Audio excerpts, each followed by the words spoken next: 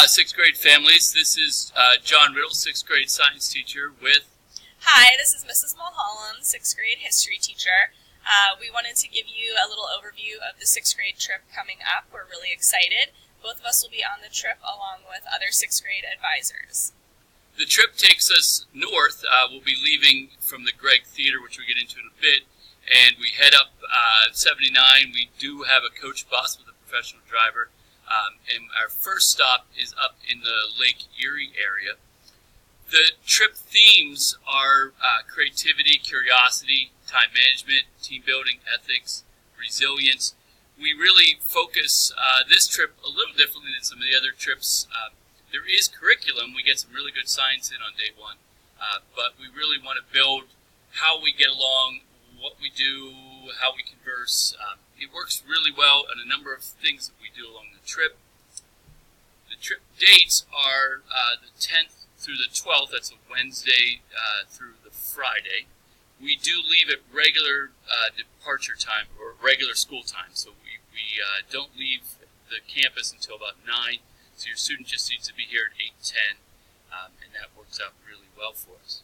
Some of the things on the first day that we want to keep in mind, students should bring their bags right to Gregg Theater in our school center.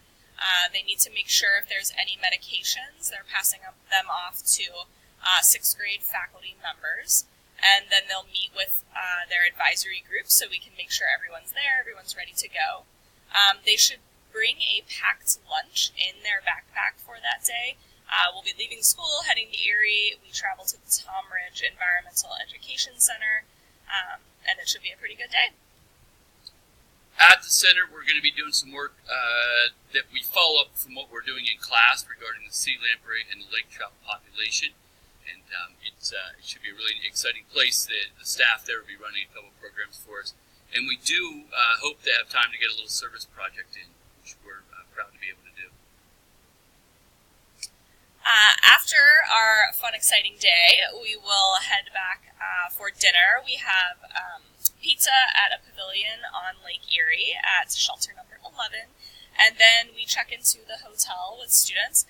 The hotel is a really important aspect of the trip. This is some of where our friendship building happens that set up students for good experiences throughout the year.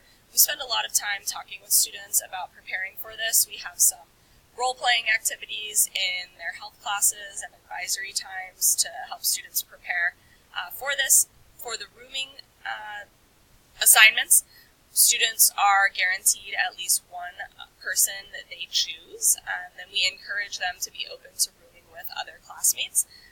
Students fill out a form, they make selections, and then we look at everything on there. It is a Comfort Inn. It's on Peach Street near the Indoor Water Park in Erie, if any of you are familiar with the area. We typically have lights out around 9 p.m., and we do have an overnight security guard that's hired to monitor our group.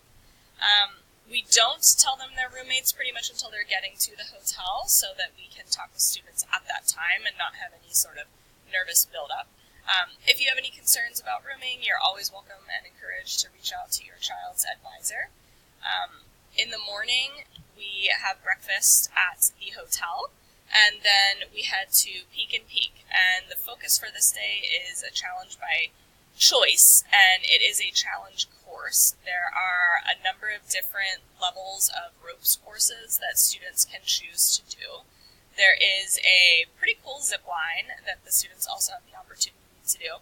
The staff at Peek and Peak spend a lot of time working with the students to go over how their harnesses work, how the clips clip into the different systems on the ropes course.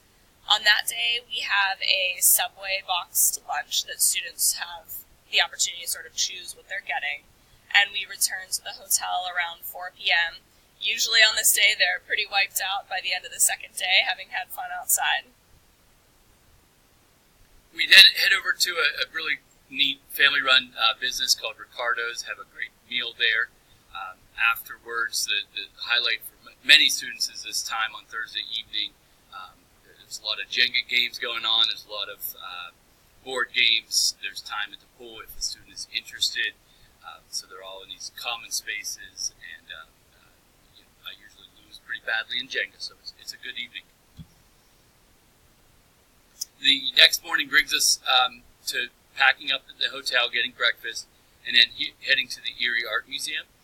Erie Art Museum is a pretty petite museum, but boy, are they great and really provide us with a neat set of activities that are focused around the themes of the trip, resilience and ethics, and they've really worked hard with us and Ms. Fowles to come up with a program that tailors to us, and the displays are in there, so every year it changes. So we're looking forward to that. Whole Foods Co-op is providing the lunch. It's a box lunch. Students will have some selection there, and we'll be working that through about 2 weeks before the trip, so that any dietary needs we know, and anything that comes up, they get a form. It's very set up so that we can catch those things and make sure that we're getting the right foods to the right students. We are back before regular dismissal, so we pull in around 2:30 on that day, and dismissals at 3:10. So if your student rides a van or a bus, they'll still be able to do that, and really no issue. Some of the logistics for the trip to be thinking about up there first is our cell phone and device policy.